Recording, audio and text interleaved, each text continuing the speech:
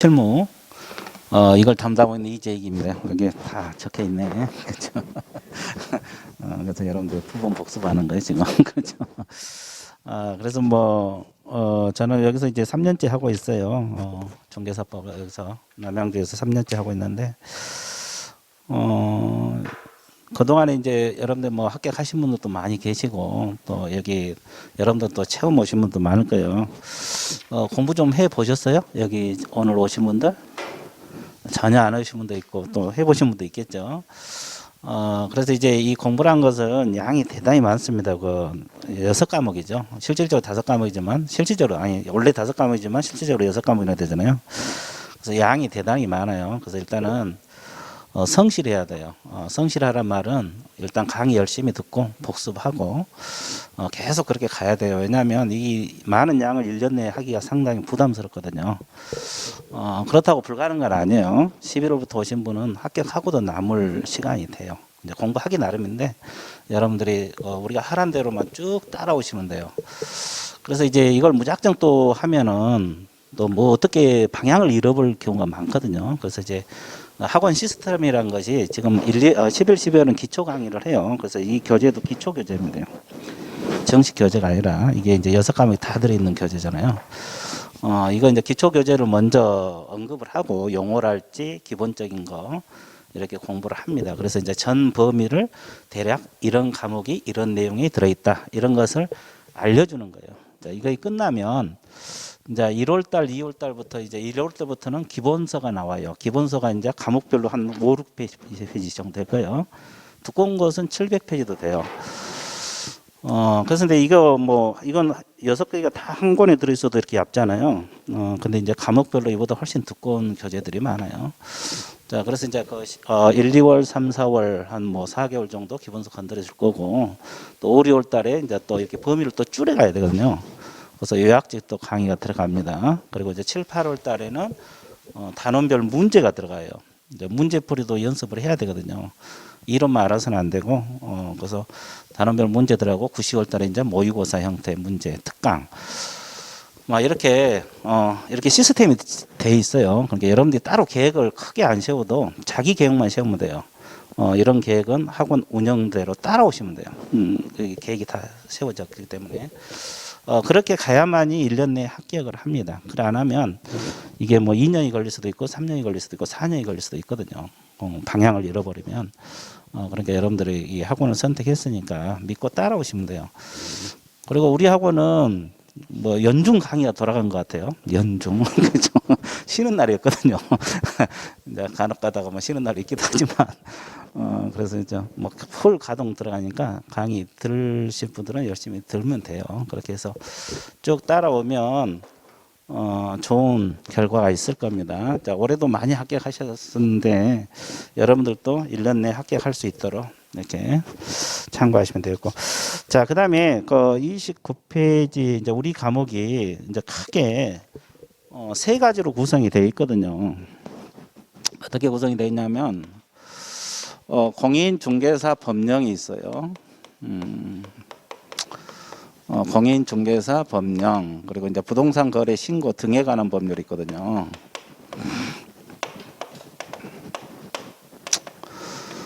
신고 등에 관한 법률이 있고, 그 다음에 중개 실무가 있어요. 이렇게 크게 3가지로 구성되어 있어요. 이렇게.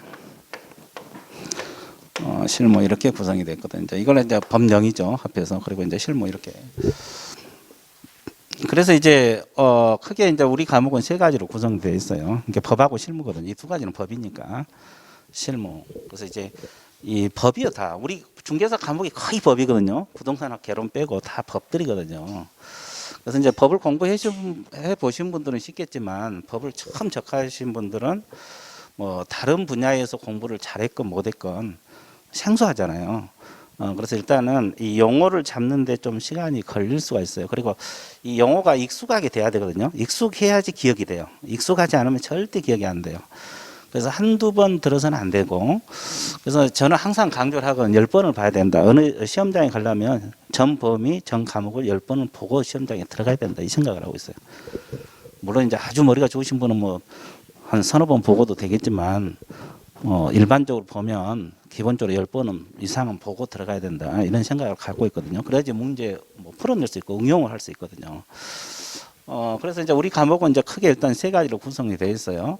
그래서 이제 일반적으로 여기 28문제 정도 나와요. 여기가 이제 5문제, 그러면 33문제, 여기가 이제 7문제, 뭐 이렇게 정도 나와요. 근데 이건 일반적이고 달라질 수 있어요. 근데 올해 같은 경우는 이 신고에 관한 법이 6문제나 나왔어요.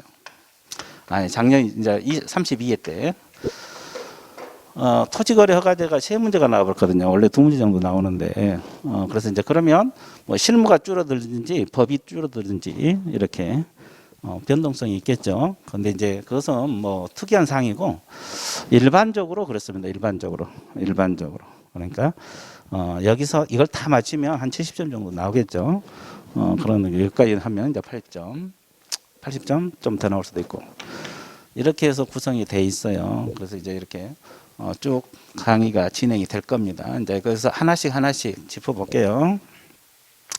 자, 여러분 교재 29페이지를 한번 봐보세요. 그 앞에 용어들은 그 용어가 또 개별적으로 앞에 나와 있잖아요. 이것은 그 뒤에 29페이지부터 그 교재를 공부하다 보면 이 앞에 용어는 다 해결이 돼요. 그러니까 굳이 앞에 용어를 미리 볼 필요는 없어요. 그 용어가 오히려 더 어려울 수가 있어요. 그러니까 내용을 보면 한 바퀴가 돌면 이게 자동으로 해결이 돼요. 한 바퀴가 돌아가면 이 용어는 자동으로 해결돼요. 근데 이제 처음부터 용어 보려면 이걸 다 이해를 해야 되는데 그게 쉽지가 않거든요. 그러니까 굳이 앞에 용어는 나중에 보면 돼요. 나중에 봐도 되고 안 봐도 돼서 관계없어요. 그 내용 속에 다 들어있거든요. 내용 속에 다 용어가 들어있기 때문에 그래서 29페이지부터 바로 이제 강의가 진행이 될 겁니다. 진행이 될 테니까 여러분들 그렇게 알고 쭉 따라오시면 돼요. 자, 그러면 맨 앞에 29페이지 보면은 이제 공인중개사 법령의 구성이 나와 있잖아요. 그러면 이제 법령 한번 동그라미 쳐보세요. 공인중개사 법령이 뭘까? 이 공인중개사 법령은 3가지로 구성이 되어 있어요. 첫 번째가 공인중개사법이 있고, 그 다음에 공인중개사법 시행령이 있습니다. 자, 그 다음에 공인중개사법 시행규칙이 있어요. 이건 이제 기초거든요. 이거 이제 흔들리면 안 돼요. 자, 법은 법률입니다. 법률. 그리고 이제 시행령은 대통령령이라 그래요. 이 개념이 흔들리면 안 돼요. 이 자체가 시험 나온 건 아니에요. 근데 이걸 알아야 돼요. 그리고 이제 시행 규칙을 달리 표현해서 뭐라 하냐? 국토교통부령이란 말을 쓰고 있어요. 이제 처음이니까 이걸 줄여서 쓰면 안 되겠네. 대통령령 책에 자세히 안 나왔으니까.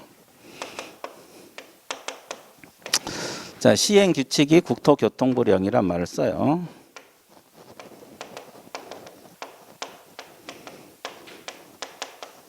자, 이렇게 들어갑니다. 자, 그래서 공인중개사 법령은 이 법하고 시행령하고 시행규칙을 포괄하는 개념이다. 이렇게 공부를 하셔야 돼요. 그러니까 법하고 법령 개념은 틀리는 거예요. 이게 한 글자 차이지만 아주 중요한 거거든요. 법은 말 그대로 법만 말하래요. 우리 법 몇 개 조문 되지도 않아요, 우리 거. 그리고 이제 시행령이 여기서 이제 보충을 해주죠. 그리고 이제 시행규칙이 있어요. 이건 이제 대통령령, 국토교통부령. 이건 같은 개념이에요. 네, 같다. 시행령이 대통령령이다. 시행규칙이 국토교통부령이다. 자, 그래서 나중에 이제 표현할 때 시행규칙이라는 표현을 쓸 수도 있고 국토교통부령이라고 표현할 수도 있어요. 그러면 이건 국토교통부령 그러면 시행규칙이구나. 아무것도 아니죠. 근데 한 달 후에 여러분들한테 물어보면 대답 못해요. 이것도 시행령, 대통령령, 시행령, 국토교통부령 다 비슷하잖아요. 영자가 붙어 있으니까. 그래서 대답을 못 하거든요. 한 달 후에 이걸 물어보면. 그래서 이제 뭐 이 자체가 시험 난 건 아니지만 이것은 기본으로 알고 들어가야 돼요. 왜냐하면 시험 문제 풀 때 표현을 국토교통부령이라고 표현할 수도 있고 시행규칙이라고 표현할 수도 있거든요. 자, 그래서 이제 이런 개념을 알아야 돼 있어. 공인중개사 법령은 법하고 시행령, 시행규칙을 포괄하는 개념이다. 포괄하는 개념이다. 그럼 이 셋 중에서 가장 상위 법률이 뭐겠어요? 법이요, 법. 그 다음에 상위 법률이 시행령. 이 시행규칙이 가장 하위 법률이에요. 하위 법률입니다. 그래서 이제 이걸 여러분들이 염두를 해달라. 그래서 이제 거기 1번 제목에 공인중개사 법령, 법령 동그라미 쳤어요. 제목에다가 법령.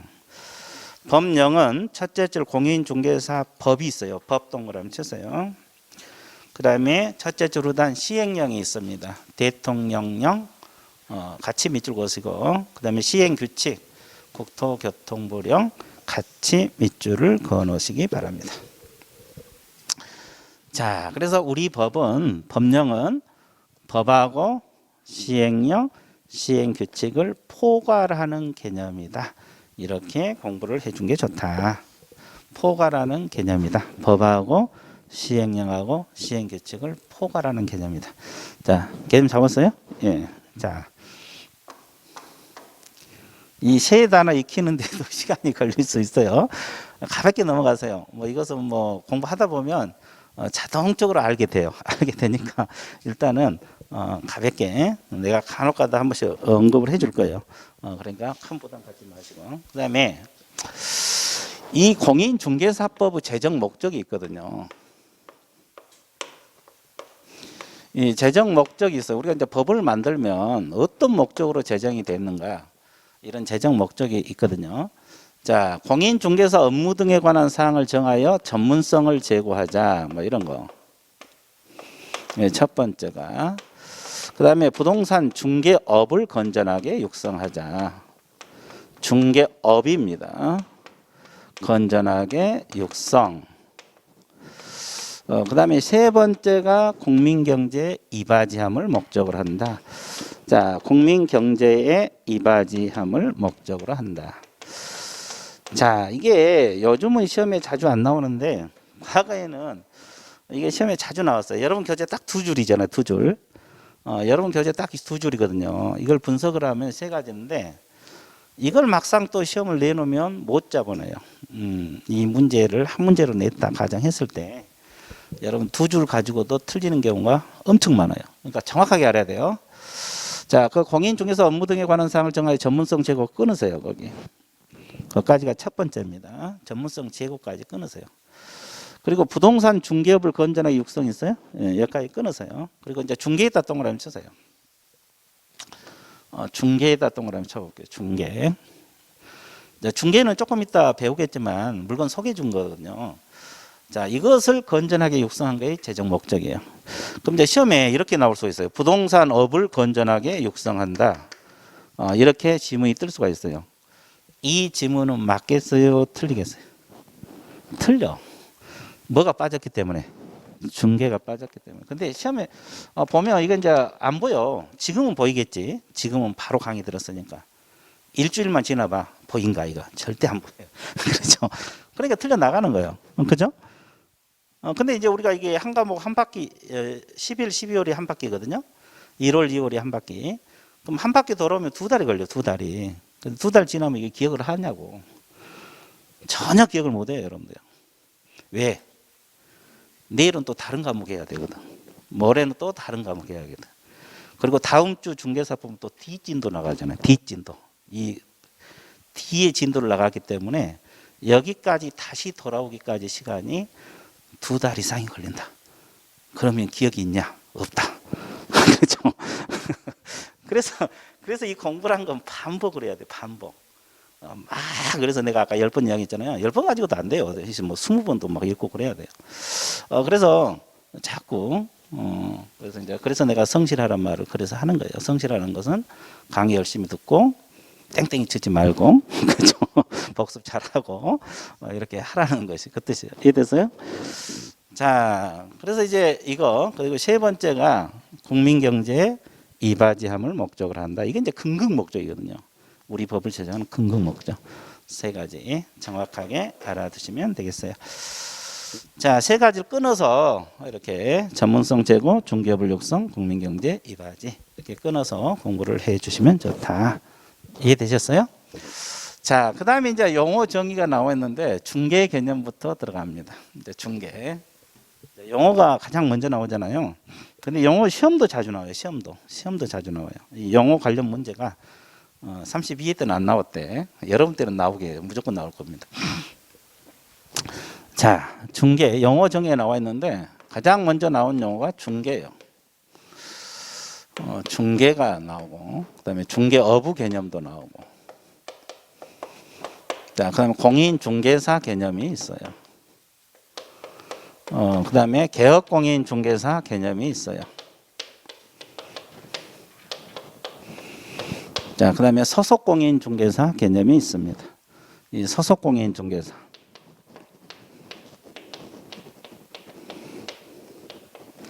그리고 이제 중개보조원 개념이 있어요. 이렇게 이 용어는 이렇게 이제 우리 과목을 공부하는 데 있어서 가장 기본적인 용어이면서 우리 법에 명문화되어 있는 용어들이에요. 이제 이거 6가지. 근데 시험에 자주 나와요. 가장 기초이기 때문에 11월부터 강의를 하잖아요. 근데 내년 9월, 10월 달에 모의고사 보면 이 용어 문제는 틀려. 다른 건 다 맞아. 영어 문제는 틀려요. 신기하죠? 그렇죠? 가장 기초이면서 가장 빨리 배우고 가장 그런데도 가장 자주 틀린 게 영어 문제예요. 그러니까 여러분들이 이 영어를 정확하게 알아야 되고 짚어준 걸 해야 돼요. 그러니까 대충 얼렁뚱땅 이렇게 공부해 놓으면 문제 나오면 다 틀리게 돼 있어요. 왜냐하면 출제 이유는 틀리게 만들려고 예를 쓰거든요. 여러분들 맞추려고 예를 쓰고 출제는 틀리게 하려고 예를 씁니다. 왜? 다 합격시키면 안 되잖아요. 뽑아야 되는데 그래서 선별을 해야 되는데 그러니까 출제위원들은 어떻게 하면 틀리게 할까 그 연구만 한다고. 여러분 어떻게 하면 맞을까 그 연구만 하고. 그래서 이제 여기서 둘이 싸우면서 이겨야 되잖아요. 그래서 이제 정확하게 해줘야 되고 내가 하란 대로만 하면 돼요. 일단은. 그럼 이제 중개가 뭐냐? 거기 한번 교재 한번 읽어보세요. 중개라 하면은 이렇게 나와 있죠. 뭐라고 나왔어요? 그렇지. 읽으세요. 자꾸 읽어야 돼요.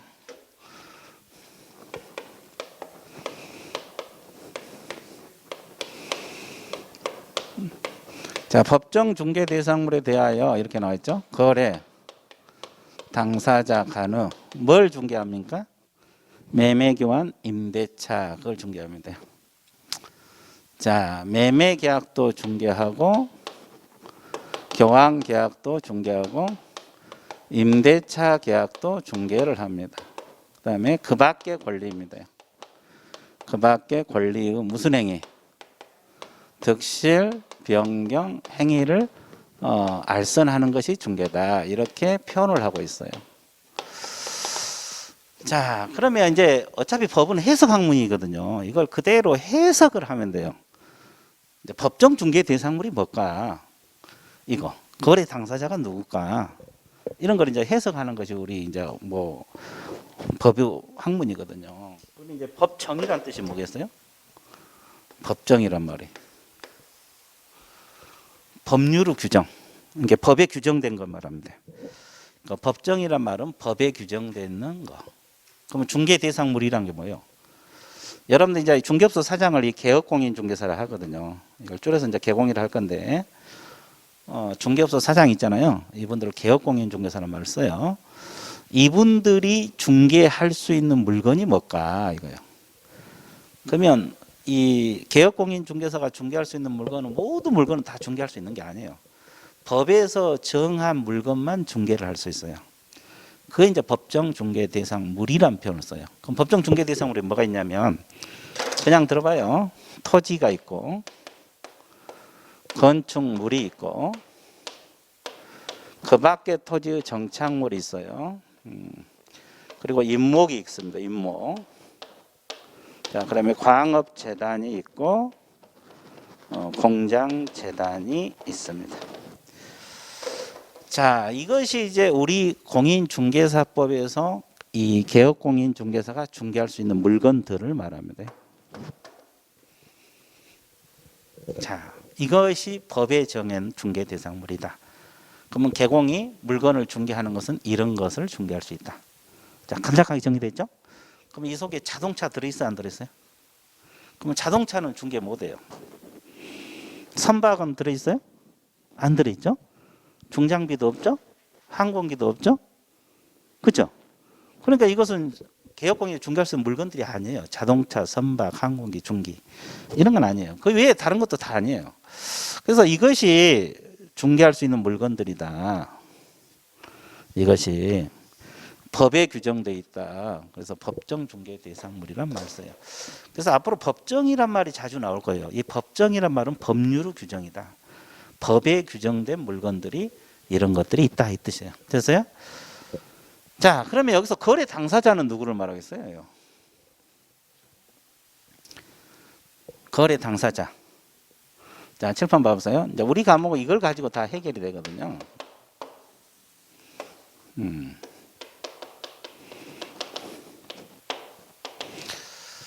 자, 우리 과목은 이 삼면관계를 가지고 다 해결이 되거든요. 그러면 거래 당사자란 것은 이 매매는 물건 사고 파는 거죠. 이게 건물입니다. 앞으로 건 동그라미 쳐놓으면 건물이다 이렇게 생각하세요. 자, 건물을 사고 파는 거. 매매란 것은 사고 파는 거. 그죠? 팔고 사는 거. 이걸 매매라고 하잖아요. 자, 그러면 이 거래 당사자란 것은 이 파는 사람을 뭐라고 표현을 해요? 매도인이란 말을 써요. 사는 사람을 매수인이란 말을 써요. 자, 이게 거래 당사자예요. 그죠? 그러면 교환 계약 같은 경우 물건을 바꾸는 걸 교환 계약이라고 하거든요. 물건을 서로 바꾸는 거. 뭐 토지하고 건물을 바꾼다 할지 이렇게. 그러면 교환 당사자 쌍방이 거래 당사자가 되고, 그럼 임대차는 빌려주고 빌려 쓰는 걸 말하거든요. 대차. 자, 그렇죠? 빌려주고 유상으로 빌려주고 빌려. 그래서 빌려준 사람을 임대인이란 말을 쓰고 빌린 사람을 뭐라 그래요? 임차인이란 말을 써요. 그래서 이게 거래 당사자들이에요. 가박을 쉽게 해서 교환, 임대차 이런 것들을 중개를 할 수 있다. 이 토지 건물을 사고 파는 거 임대해 준 것을 개공이 알선해 준다. 알선 이게 중개거든요. 이런 걸 중개를 해요. 중개. 그래서 이 건물이 법정 중개 대상물 중에 하나잖아요. 토지도 알선한다. 중개. 건물을 알선한다. 중개. 임목을 알선한다. 중개. 광업재단을 알선한다. 중개가 되는 거예요. 됐어요? 그러면 자동차를 알선한 것은 여기서 중개 개념이 들어가 안 들어가? 안 들어가요. 왜? 중개 대상물이 아니기 때문에. 이제 원리가 그거거든요. 자, 그 다음에 여기서 그 밖에 권리가 있는데 이 그 밖에 권리는 민법상 권리들을 말해요. 민법상 모든 권리를 다 중개할 수 있는 게 아니라 중개할 수 있는 것도 있고 없는 것도 있어요. 그것은 지금은 강의를 안 할 거예요. 복잡하니까. 이 그 밖에 권리는 서서히 공부를 하면 돼요. 이거 중개할 수 있는 권리도 있고 없는 권리도 있고 그러거든요. 이건 서서히 하면 되고. 자, 이런 거 득실. 득이란 게 뭐냐면 설정. 설정. 실이란 말은 소멸. 변경이란 말은 이전을 말합니다. 그래서 설정, 변경, 소멸. 지상권 설정 계약. 그죠? 뭐 이런 거 있거든요. 전세권 설정 계약, 전세권 이전 계약 이런 행위를 알선하는 거. 이게 중개라는 것은 토지 건물을 알선해도 중개. 뭐 지상권 설정 계약을 알선한 것도 중개. 원리가 그렇게 들어갑니다. 이해됐어요? 그래서 이제 간단하게 표현하면 이 물건을 알선하는 것이 중개다. 그리고 그 밖의 권리들을 중개할 수 있는 것도 중개다. 이렇게 공부를 해 주시면 되겠어요. 자, 그래서 거기 밑줄 한번 그어줄게요. 29페이지 법정 중개 대상물 토지, 건축물, 그 밖의 토지 정차물, 임목, 광업재단, 공장재단 있어요? 거기다가 밑에다가 자동차, 선박, 항공기, 중기는 안 된다. 이렇게만 적어 놓으세요. 더 깊은 것은 써서 해야 돼요. 자동차, 선박, 항공기, 중기는 안 된다. 그러니까 결국은 이런 것만 중개할 수가 있다. 자, 그 다음에 거래 당사자 거래 행위가 나와 있죠. 중개 대상에 대해서 매매 교환 임대차 몇 쪽 오세요. 그 밖의 권리, 그 밖의 권리는 서서히 할 거예요. 지금 할 단계가 아니고. 그 다음에 중개 대상이 되는 행위는 개공 중개 갱이 가입로 상속 증여는 중개할 수 없다. 자, 상속 동그라미 증여 동그라미. 이건 중개가 안 돼요. 왜 그러냐면 이 상속은 법률로 규정이거든요. 법률 규정 그러면 개공이 끼어들 수가 없어요. 법에 의해서 상속이 이루어지잖아요. 예를 들어 볼게요. 왜 상속은 안 되냐? 상속은 왜 중개할 수 없을까? 이거. 이 사람이 소유자거든요. 그러면 이게 피상속인이라래요. 그다음에 을이 상속인입니다. 근데 이 갑이 사망을 했다. 이 사망과 동시에 소유권이 일로 넘어와 버려요. 법에 의해서 원래 소유권이 넘어오려면 등기가 넘어와야 되잖아요. 갑에게서 을로 등기가 넘어와야지 소유권이 바뀌는데 이것은 우리 상속 같은 경우는 사망과 동시에 소유권이 바로 상속인에게 넘어오게 돼 있어요. 등기가 안 되더라도. 그죠? 근데 이 A라는 개업공인 중개사가 이 상속 자체를 중개할 수가 그래서 없는 거예요. 법에 의해서 사망과 동시에 소유권이 넘어가 버리기 때문에. 그러니까 이거는 법률 규정이란 말이 들어가면 무조건 이거 법에 의해서 그렇게 인정을 하고 있거든요. 민법에서 사망과 동시에 소유권이 넘어가도록 돼 있거든요. 그래서 중개가 안 되는 거예요. 근데 상속받은 건물 있잖아요. 이 사람이 상속받은 건물을 사고 파는 건 중개할 수 있어요. 이건 사고 파는 거잖아요. 상속받은 건물은 중개가 가능해요. 근데 상속 자체가 안 된다 이 말이에요. 그리고 이제 증여는 계약이지만 안 됩니다. 이건 무상이기도 하고 또 증여자 의사에 의해서 모든 게 결정이 되기 때문에 이건 중개가 불가능합니다. 그죠? 그리고 이제 세 번째 중개 대상인 권리는 성립이 가능한 권리하고 이전성이 인정되므로 질권하고 상표권은 될 수 없다. 질권 상표권은 안 된다. 적어 놓으세요. 이 권리는 내가 아직 설명 안 한 거예요. 권리는 서서히 한다 그랬어요. 자, 그래서 일단은 그런 건 안 됩니다. 그리고 알선은 연결해 준 것이다 생각하면 돼요. 둘 간의 행위를 연결해 준 것이 알선이다. 둘 간의 행위를 연결해 준 것이 알선이다. 둘 간의 행위를 뭐 하는 거? 연결해 준 것이 알선이다. 뭔 선? 알선. 이해됐어요? 아주 좋았어요. 자, 그러면 여기서 하나 또 짚고 넘어가 볼게요. 자, 이 중개 개념은 일단 토지 건물을 소개해 준 거, 임목을 알선해 준 거, 이게 다 중개 개념이 들어가요. 그래도 권리도 알선인 게 중개고. 그러면 여러분들 그 상담 들어보셨죠? 상담. 자, 부동산을 개발하면 좋냐 안 좋냐 상담을 해줘서 개공이 이 사람이. 이 부동산 토지라면 더 토지를 개발하면 좋습니까? 물어봤을 때 개공이 상담을 해줬다고. 그건 중개 개념에 들어가겠어요? 안 들어가겠어요? 안 들어갑니다. 왜? 알선이 아니잖아요. 그건 뭐가 아니다? 알선. 고민 해결해 준 거지 물건 소개해 준 건 아니잖아요.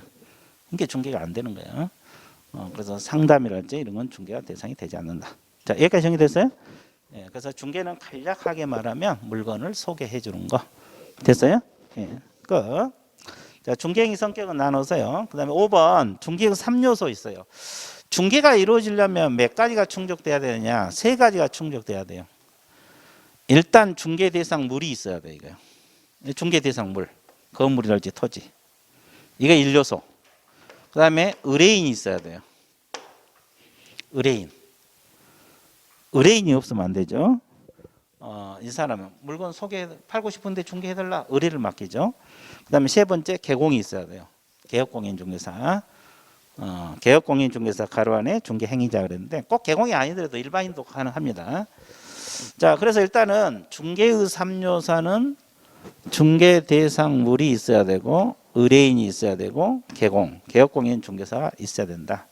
이 셋 중 하나라도 빠져버리면 중개 개념에서 벗어난다 이 뜻이에요. 셋 중 하나라도 빠져버리면 중개 개념에서 벗어난다. 몇 가지가 충족돼야 된다? 세 가지가 다. 몇 가지가 다? 세 가지. 하나라도 빠지면 중개 3요소가 아니에요. 자, 그래서 중개가 안 이루어진다. 그래서 물건, 의뢰인, 개업공인중개사, 중개의 3요소. 됐어요? 중개가 이루어지면 세 가지 충족돼야 돼. 세 가지. 자, 여기까지 정리됐어요? 자, 그 다음에 이제 중개가 뭔지 개략적으로 감을 잡았을 거예요. 아, 토지 건물을 알선한 것이 중개구나. 토지 건물을 알선한 것이 중개구나. 이제 개략적으로 감을 잡았을 거고. 그다음에 이제 우리가 또 이제 공인중개사 개념이 나와 있잖아요. 이거 이제 이 공인중개사 개념이 나와 있는데 한번 읽어보세요. 뭐라고 나왔어요? 응?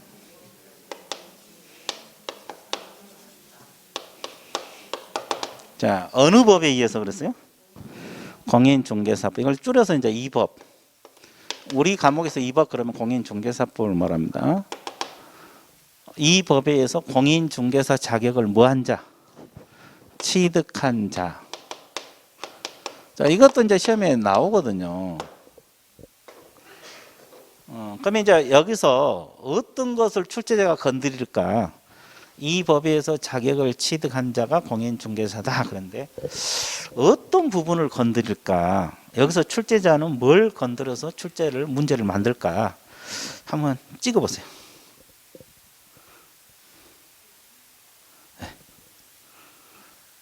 좋아. 이 단어 몇 단어 안 되는데. 우리 여기 이쪽 이제 이쪽으로 와서.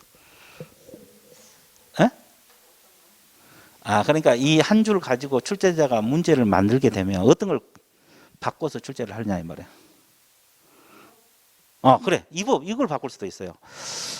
이거 애국법에 의해서 자격을 취득한 자 이렇게 하면 틀려버려요. 자, 실질적으로 그렇게 시험에 나왔고, 그래서 우리 공인중개사법에 의해서 자격을 취득해야만이 공인중개사 개념으로 들어갑니다. 애국법에 의해서 자격을 취득한 자 그렇게 지문 들어가면 틀려버려요. 그럼 공인중개사 개념이 아니고, 또 이것도 건드려요. 여기 뭐예요? 뭐라 그랬어요? 취득한 자 그랬죠.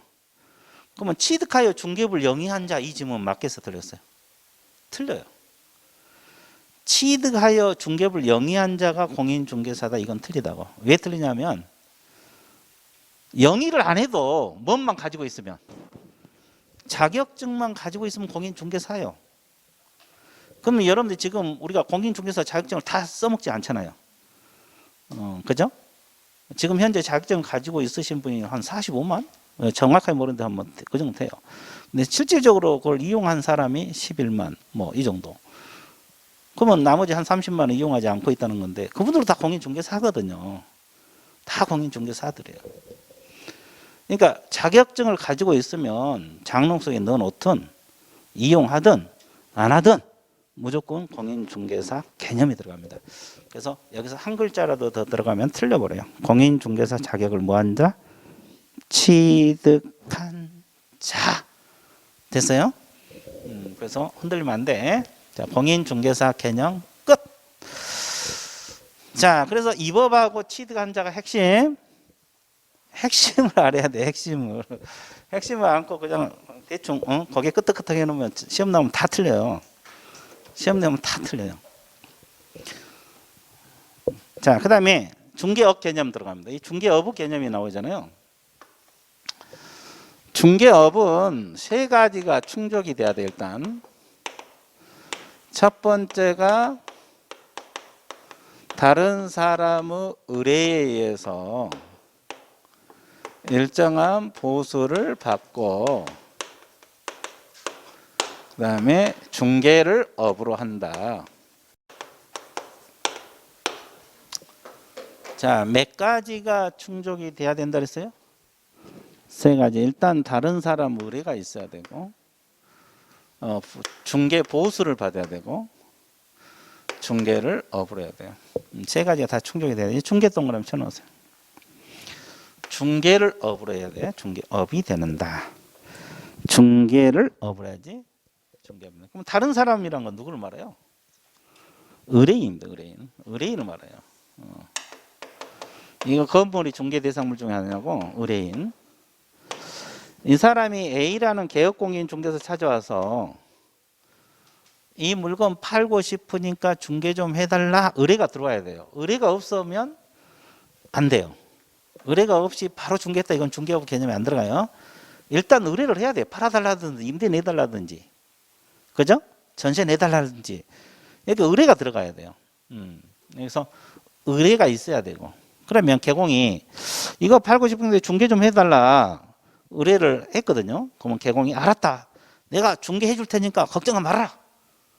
이랬어. 그럼 또 합의가 이루어진 거잖아요. 의뢰인이 팔아달라니까 개공이 팔아주겠다. 합의가 이루어진 거잖아요.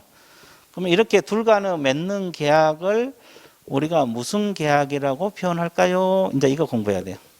자, 우리 가운데 분 무슨 계약이라 할까요? 의뢰인하고 개공하고 맺는 계약? 에? 중개? 계약? 네, 중개 계약. 여기도 그렇게 생각하세요? 예, 좋았어요. 자, 이걸 중개 계약이라 그래. 중개 계약. 무슨 계약? 중개 계약. 흔들면 안 돼. 이걸 중개 계약이란 말을 써요. 그러니까 의뢰가 들어오면 개공이 알았다, 중개해 주겠다. 그렇게 승낙이 떨어지면 계약이 성립해요. 이걸 무슨 계약? 중개 계약이란 말을 써요. 이제 가장 기초입니다. 그 다음에 자, 그러면 중개해서 을을 소개해 줬어요. 을을 소개해서 자, 이 사람이 팔아달라 그랬으니까 사달라 그랬으니까 그래서 둘이 거래가 이루어져요. 자, 이렇게 맺는 계약을 우리가 무슨 계약이라 그래요? 당첨. 매매는 매매 계약, 임대는 임대차 계약, 전세는 전세권 설정. 이걸 통틀어서 뭐라 할까요? 통틀어서.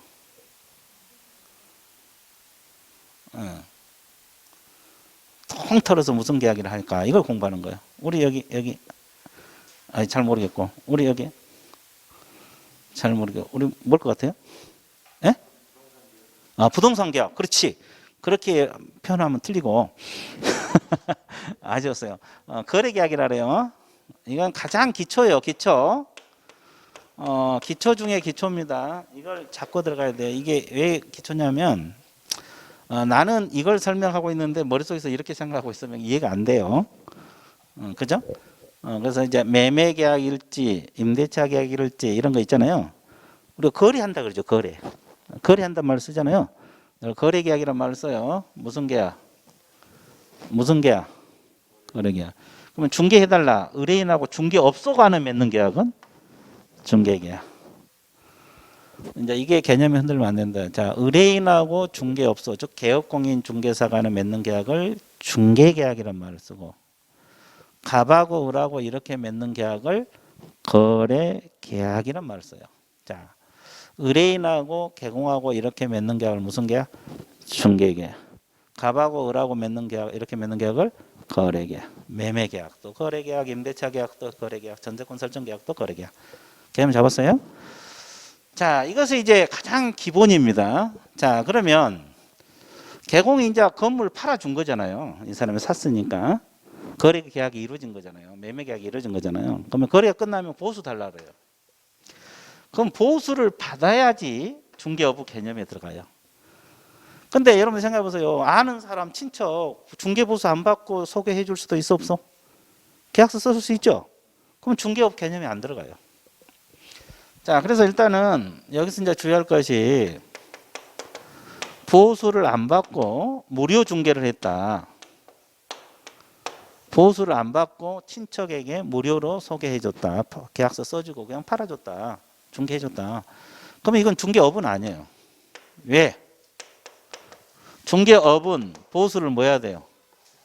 받아야 된다 그랬잖아요. 중개보수. 여러분 말은 중개수수료 말해요. 요즘은 중개수수료란 말을 쓰지 않고 중개보수란 말을 써요. 이해됐어요? 그래서 이제 이거 근데 중개는 될 수 있을까? 보수 안 받고 중개를 했을 때. 중개는 돼요. 아까 우리가 중개 개념 배울 때 보수 받으란 말 없었죠. 알선만 하면 중개라고 했잖아요. 그래서 중개는 됩니다. 자, 이 개념 흔들리면 안 돼요. 자, 보수를 안 받고 중개를 했을 때 중개업은 아니지만 중개 개념은 들어간다. 됐어요? 예. 그리고 이제 세 번째, 중개를 업을 해야지 중개업이에요. 그러면 상담은 아까 중개가 아니라 그랬죠? 그럼 상담을 업을 하면 상담업이에요. 이건 중개업이 아니에요. 분양 대행을 업을 하면 분양 대행업이지 중개업이 아니에요. 이해됐어요? 그러니까 중개업이 되려면 중개를 업을 해야 돼요. 토지 건물 알선한 거 이런 걸 해야지 중개업이에요. 그러면 이제 대충 그건 잡았는데 이제 어부 개념이 뭐냐 이걸 또 잡아야 되잖아요. 어부 개념이 과연 뭘까? 어부 개념이 뭘까? 자, 이쪽이 업이 되는 경우고 이쪽이 업이 되지 않는 것을 말합니다. 그럼 업이 되려면 누구를 대상으로 해야 돼요? 불특정 다수인을 대상으로 해야 된다. 그러면 특정인을 대상으로 하면 업이 아닌 거예요. 그러면 불특정 다수인이라는 뜻이 뭐예요? 특정되지 않는 다수 사람, 누구나. 그러면 특정이라는 건 특정된 사람을 말하잖아요. 그죠? 한정된 사람. 이걸 대상으로 하면 업이 안 돼요. 누구나. 불특정 다수를 대상으로 해요. 그다음에 또 하나가 계속적이고 반복적으로 해야 돼. 이게 어부 개념이 가장 중요한 거예요. 계속적이고 반복적으로 해야 돼요. 그러면 우연히 한 번 하면 업이 안 들어가요. 자, 우연히.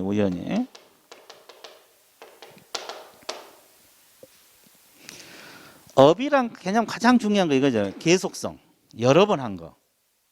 토지건물 계속 알선해 주는 거. 이게 중개업 개념 들어가요. 업이란 단어.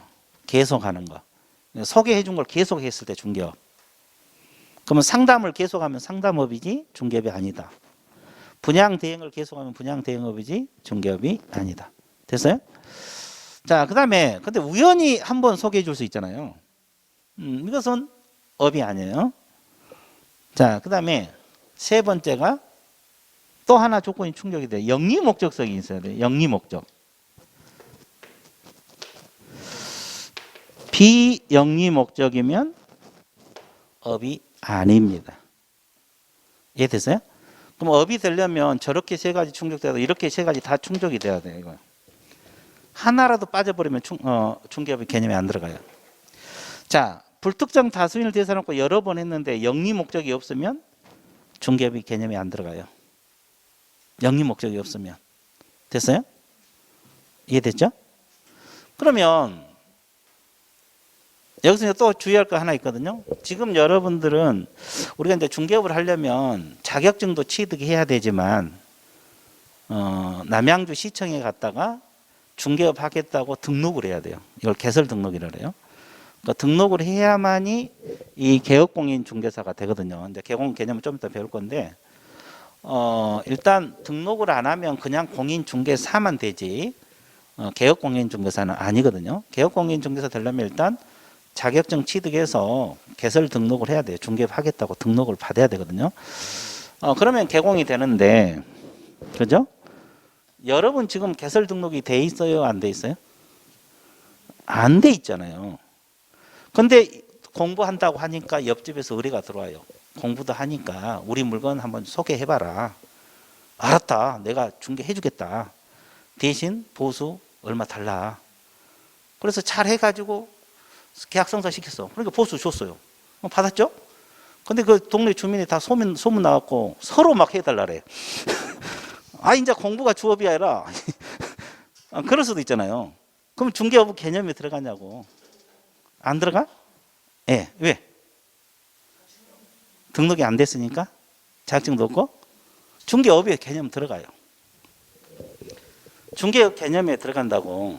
이게 중요해요.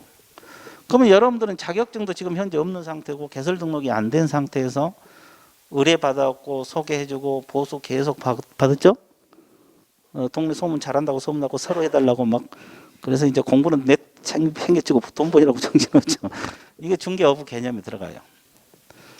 등록 유무를 불문하고 중개업의 개념에 들어갑니다. 그럼 어떤 문제가 발생하느냐? 중개업이 되니까 여러분들은 무등록 중개업으로 처벌을 받게 돼요. 이 중개업 개념에 안 들어가면 무등록 중개업으로 처벌을 안 받아요. 중개업의 개념에 들어가니까 무등록 중개업으로 처벌을 받게 된 거예요. 됐어요? 그러니까 등록하고 하면 적법 중개업이 되고 등록을 하지 않으면 무등록 중개업으로 처벌을 받아요. 만약에 중개업 개념에 안 들어가면 처벌도 안 받아요. 그러면 이렇게 더 쉬운 예로 이거 생각해 봐요. 여러분들 그 TV 프로에서 뭐 집 구해준 프로 있던데 집 구해주는 거? 그거 있죠, 봤죠? 뭐 남양주 쪽에도 뭐 좋은 전원주택이 있으니까 뭐 가격이 얼마고 다 소개해 주잖아요, 연예인들이. 그러면 그분들도 불특정 다수를 대상하고 계속적으로 하고 있잖아요. 매주 하니까. 매주 하나씩 한 것 같은데. 그죠? 그죠? 그럼 무등록업으로 처벌받아야 되는데 왜 그분들이 그렇게 할까? 영리성이 없기 때문에 그런 거예요. 영리성까지 충족되면 이제 무등록 중개업으로 그건 처벌받게 돼요. 그럼 3년 이하 징역 3천 벌금 들어가요. 근데 거기가 왜 처벌받지 않느냐 하면 영리성이 없기 때문에 그래요. 이게 중개업 개념이 안 들어가는 거예요. 그러니까 그분들이 자격증 없어도 그거 하고 있잖아요. 만약에 영리 목적이 돼버리면 무등록 중개업으로 처벌을 받는 거예요. 이해되셨어요? 그래서 이 중개업 개념에는 이렇게 다 충족이 돼야 되고 등록을 했건 안 했건 중개업 개념이 들어가. 등록 안 하고 하면 무등록 중개업으로 처벌을 받는 거고 등록을 하고 하면 적법 중개업이니까 적법하게 중개업을 하는 거예요. 개념 잡았어요? 자, 그리고 또 하나 주의할 거 있어요. 이 계속이란 개념인데 계속은 말 그대로 여러 번 했다는 거 아니에요. 근데 한 번 해도 계속이 되는 경우가 있어요. 그걸 구별할 줄 알아야 돼요. 시험에도 마찬가지. 한 번 했는데 중개업으로 처벌받을 수 있어요. 중개업부 개념에 들어갈 수 있어요. 이 계속은 여러 번 한 거잖아요. 그러니까 반드시 횟수만 갖고 따진 게 아니고 사무소 내고 한 번 한 거 있잖아요. 중개사무소 내고 한 번. 이것은 계속으로 보는 거예요. 왜 한 번 했는데 계속으로 봐요? 사무소를 냈다는 것은 앞으로 계속할 가능성이 있다 없다. 이걸 뭐라고 표현하냐? 잠재적 계속성이라는 표현을 써요. 잠재적 계속성. 한 번 했지만 이것은 한 번이 아니라 계속으로 봐요. 그러니까 등록 안 하고 하면 무등록 중개업으로 처벌을 받게 된 거예요. 근데 우연히 그러면 말 그대로 한 번이에요. 시험 나올 때도 마찬가지. 시험 나올 때도 우연이란 말이 들어가고 한 번이면 한 번이고 사무소 내고 한 번은 이 계속으로 보는 거예요. 시험 문제 나올 때 그죠? 예, 그 말이다. 여기까지 이해됐어요? 이해됐어요? 좋았어요. 너무 심각하게 안 봐도 돼요. 자연스럽게 그렇죠? 자연스럽게 봐주면 돼요. 우리 과목은 그냥 자연스럽게 보면 돼요. 자, 그래서 중개업 개념은 끝났어요. 중개업 개념이 끝났습니다. 그다음에 개업공인중개사 개념이 나와 있는데 이 개공 개념 하려면 좀 시간이 좀 걸리거든요. 그래서 일단은 여기까지 하고 조금 쉬었다가 들어가도록 할게요. 예, 휴식 갖습니다. 휴식.